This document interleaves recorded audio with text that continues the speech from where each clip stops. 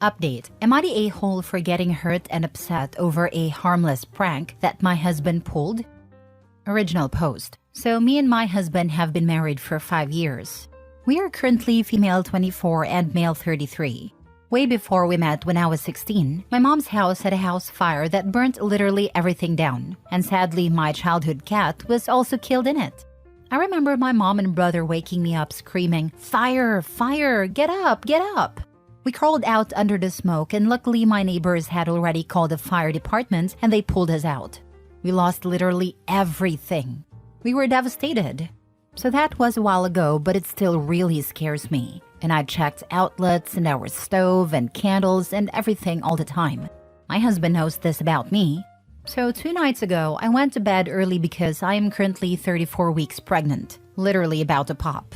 I was sleeping for a while before, for some reason, my husband decided to wake me up by yelling, "Baby, there's a fire! Fire, fire, fire! Get up!" As quick as I could get up at 34 weeks, I did, and grabbed my purse. I was just in automatic shock and just autopilot and knew what I needed what to grab. I made it all the way down the stairs, yelling for my husband to follow me before he started laughing and telling me it was a joke. It took a minute for that to process. I stood there with an open mouth while he laughed and ushered me down the rest of the stairs. I sat down on the couch and just started sobbing. It was genuinely the hardest I've ever sobbed. It's like I couldn't get myself to stop, and my whole body was shaking. My heart was racing and I couldn't breathe. I have never had this experience before. I was genuinely so panicked. I was so freaking upset. My husband apologized and was like, "Oh my god, I'm sorry. It was just a joke." I just cried until he eventually was like, "What the heck? It was just a prank. This is really dramatic." After a few hours, I had calmed myself down and went to apologize to him. He wouldn't take it. He said I was being overdramatic and made him feel like crap for a harmless prank. So I guess, am I the a-hole? I've never been good at taking jokes.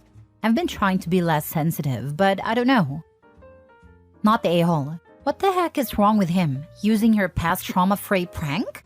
What the heck is wrong with him for making an expectant mother fear for her life just for shits and giggles?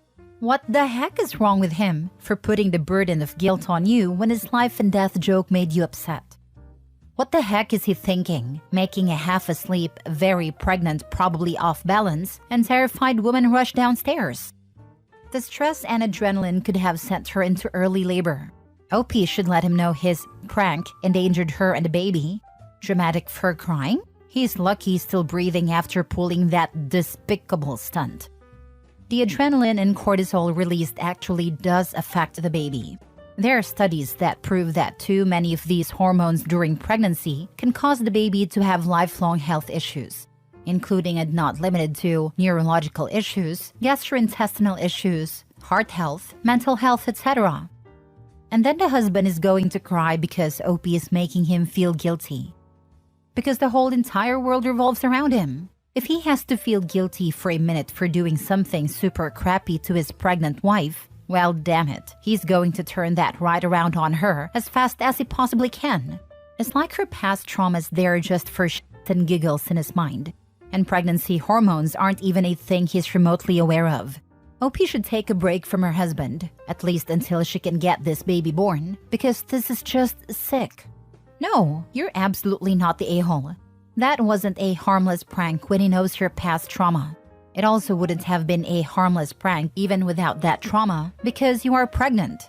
The adrenaline spike from something like that could have easily sent you into preterm labor. And while I'm sure you feel ready to pop, you're not yet full term, and the baby's lungs are the last to develop. He's definitely the a-hole, but more than that, that was psychological abuse. It was not a prank, it was not funny, and it very well could have done physical harm as well. And now he's trying to gaslight you into thinking that you're the problem? Please be very careful and keep yourself safe. When I read what he did, my first thought was, this is not a harmless prank. I know babies can survive outside of the womb at 34 weeks, but the risk of complications is so high at this stage still. He literally put his wife and child's lives at risk for a joke that isn't even funny. Now for the update. A month ago, I posted my first post, which is still up on my account. I was terrified and hurt and confused, and the comments really helped me sort through everything going on. A week after that incident, I went into preterm labor and gave birth to my baby at 35 weeks. A week after that, my husband beat me unconscious when he caught me Googling the signs of an abusive marriage after he coerced me into 6-week postpartum. Today, I filed for divorce and secured a restraining order on him. My husband will never lay a hand on me or my baby ever again.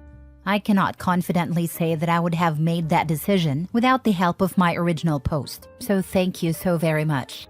I think maybe people do not realize how much you can help a stranger on the internet, but you can. And all of you did. I will be the woman who leaves after the first time. I will be the best mother I can be, and that starts with leaving him. Thank you. Holy crap. That went from 0 to 1 million in an instant. Glad you're out of there. Never look back. I know, right? That beat me unconscious segment was such a random shock. Freaking hell. What a POS. Unfortunately, that kind of escalation is common. Women are in the greatest danger when they leave. It's why so many people give tips like, don't let him know what you're planning. Set aside some money, get everything ready, leave when he's not home. This guy had major red flags. Once she started to see them, he stopped with the manipulation and psychological tactics and moved on to the physical tactics. OMG, a week after? I am so sorry this happened. I had stitches, so I could hardly go to the bathroom. I couldn't imagine having sex. I'm so glad to hear you're safe and got out quickly. Smart move. Good luck, OP. Same, I read that and did a full body cringe. It took way more than the 6 weeks for it to not hurt down there. He's such a piece of crap. I hope you had him charged with assault as well. To protect your future custody, please press charges. If you don't, he could easily get visitation and possibly 50-50 custody. You do not want to have to co-parent with this POS. Having documents that show you pressed charges, even if they don't stick, can go a long way. Amen. As a DV victim who has children with my abuser, yes, you have to do this to protect your children. I didn't get the chance to because I did not take pictures or file a report with the police. I also didn't think he would ever hurt my children. Now he plays the same mind games and is so mean to my children. I fear for their lives every time they are with him. Please listen to this advice to protect your peace and child's life. Next story. Am I the a-hole for locking my girlfriend out of the basement so I could eat in peace? I am 39 and male. My girlfriend is 41. We have lived together for a bit over a year in my house. During the time that I have lived with my girlfriend, I've become very used to the fact that she really seems to distress by complaining. Much of this complaining is about other people in her life, such as her mother and her former co-workers, but much of this complaining is about me and how I'm not meeting her expectations in one way or another. I'm generally fine listening to her rant and will make all the appropriate motions to show that I'm listening. But a few months back, her complaining increased significantly in frequency. Again, I'm happy to listen to her, but the one time that I do not want to listen to complain is when I'm eating. Breakfast time isn't an issue because she's still asleep when I eat it. And lunchtime is fine because I work 6 days a week and I'm out for lunch. But I would really love nothing more than to just have a quiet dinner. It's especially irritating because she gets upset when I don't answer her fast enough, even when I'm chewing. She'll start saying, hello, hello, hello. Are you even listening? As I try to swallow the food quickly and answer her. I expressed this to her a few months back. I put it as nicely as possible with the excuse that I don't do well with talking during mealtime. If anything, it has had the opposite effect. I'm convinced that she's actually timing her complaints to begin when I start eating dinner now. While I'm making my dinner, she'll be quiet. And when I sit down waiting for it to cool, she'll be quiet. But once the fork reaches my mouth, she'll immediately start complaining. Last Saturday, I told her that I couldn't deal with her complaining during dinner time anymore, and that if she did it again, I would start eating elsewhere. She responded, yeah, okay, fine. Then she sat down at the table and stared at me. When I took my first bite, she said, "Oh, by the way, today you kicked one of my shoes when you were putting yours on. It made me feel like you only care about your own things and not mine." I stood up and went down to the basement to eat, locking the door behind me. I've taken to doing this for every day since, and she'll bang on the door at times. At other times, she has demanded I give her a key, as I have the only copy. Today she was literally crying and begging me to eat dinner at the table, but I said no.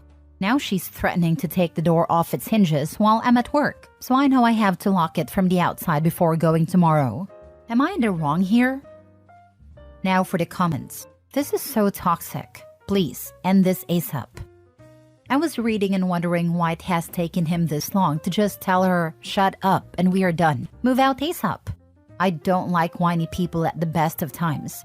When it is my me time, which I have pointed out, I find them intolerable to the extreme. Because people who avoid conflicts, people pleasers, and people who are too friendly often end up in abusive relationships. They just never learn to stand up to themselves. And then when you start standing up, they don't like it and get nastier. Why are you with someone this miserable? I cannot imagine listening to someone complain every mealtime, all day, every day. Are you really going to do this for the next 20 years or more? Yikes, not the a-hole. It's not even about her being miserable. It's more about her engaging in emotional abuse. A partner who constantly complains and blames is abusive. I can completely understand someone might want to confront a partner for one reason or another at times, but the fact that she actually decided to go into a tirade about him accidentally kicking her shoe when he put his own shoes on just shows she'll complain about literally anything. There's also the fact that even after he asked her to stop for the short time it takes him to eat dinner, she completely ignored him and intentionally timed her complaining for when she knew he didn't want to listen to it. I cannot understand why some people in this post seem to think OP is wrong. I know this doesn't apply to you, but some people are suggesting that this is his fault. The man is in an abusive relationship. The time to leave was ages ago, but now is the second best time. When someone threatens to take a door off its hinges, the relationship is over. You locked her out of the basement. That's a good first step.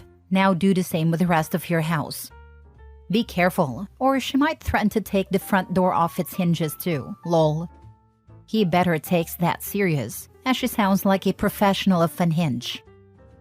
Next story. Am I the a-hole for telling my ex-wife's new husband to leave me alone and focus on her being obsessed with me? I, 33 male, was married to my ex-wife Cindy for about 6 years until I found out that she was having an affair with her current husband Jake. And they got married immediately after our divorce was final. Now that you lovely folks are caught up, let's get to the issue. Last week my ex texted me out of the blue and was telling me she's unhappy with her husband. I simply ignored the messages until her husband Jake showed up to my house ready to fight me because he saw what my ex-wife sent me. Mind you, I hadn't even viewed the messages, so I decided to view them. And the messages were basically videos of her twerking naked. And I showed her husband and told him, "You need to be more angry with your wife because you noticed I didn't even respond, but you over here mad at me." He left after that, and behold, the witch in question is now mad at me. So am I the a-hole? This incident didn't require a post is what I think. I disagree. If Opie never posted this, I never would have had the opportunity to give Opie the following advice. Opie, your only option here is to assert dominance. Make your own naked twerking videos and send them to the husband. It's the only way to resolve this. Nah, raise the bar. Send one to him where you're staring very intensely at the camera while furiously self-pleasuring through a video. Not a-hole. Oh geez, an unfaithful ex-wife is looking to step out of her new marriage? Who would have guessed? In other news, the sky is blue and water is wet. How you get them is how you lose them. Cheaters are gonna cheat. Affair partners don't win in the competition. They're just a layover point until the next affair. Not the a-hole. So, she's realizing her soulmate, fantasy prince, white knight isn't so great after all. The affair partner, now husband, was a fool to get involved with her in the first place. Not only was she cheating on you with him, she was also cheating on him with you. Just your mere existence in her life was enough. She was cheating on 2 men at the same time. Next time you see the fool, tell him that and thank him for taking her off your hands. If they will cheat with you, they will cheat on you too. And she already has. She's his adulterous problem now and not to bother you anymore. You need to block her everywhere. If you have children together, use a parenting app for communication about the children only. If no kids involved, block them both everywhere on everything. You're divorced now. There is no reason to keep lines of communication open with her anymore, unless children are involved. Last story. Am I the a-hole for not staying up to book my girlfriend a taxi? My girlfriend was going out with friends on Saturday. There was an event on at the club in town, so they were going for food and then a few drinks, then going to the club. She asked what I was planning for the evening, and I said I'd likely just have a couple of drinks, order some food and play video games, and watch Netflix and have a nice chilled night. She got a bit annoyed and said she might have asked me to pick her up, but I can't if I'm drinking.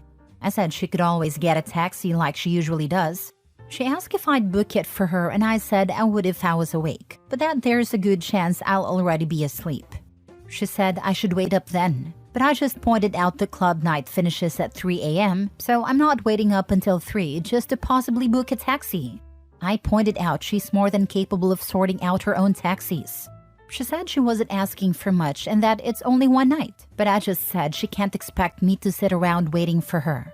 She just said again that she wasn't asking for much and I should be fine with helping her. I told her again to text me when she's finished, and if I'm awake, I'll book a taxi. But if not, she's more than capable of booking it herself, or getting a friend to book it. Am I the a-hole for not staying up to book a taxi? Who broke her arms and fingers and mobile device? Why can't she book it herself? Pretty sure you can book a taxi ahead of time too, at least where I live you can. Not the a-hole, she is though. I am thinking she wants to power play here. Basically, she is trying to see if he would fold on a night she is off having fun out with her friends, while he is sitting at home by the window waiting to book a taxi to come back to him. I'm actually petty enough that I would not book it, but will also still be awake when she gets back. Whatever she says to that, my response would be, you did it yourself and got yourself home and the world did not stop spinning. Also, isn't this what Uber was designed for? Helping drunk partygoers get home? Not a whole OP, but your girlfriend sounds a bit like a piece of work. My limited view at all. If she can manage to get into a club, she can manage to call her own damn cab. Not the a-hole. Bro, she just doesn't want to pay. I don't think it's gold digging. I think it's game playing. Sometimes people, especially younger ones, will either with full awareness and deliberation or unconsciously come up with little tests and tasks for the people they are dating to do to prove their love and devotion to them.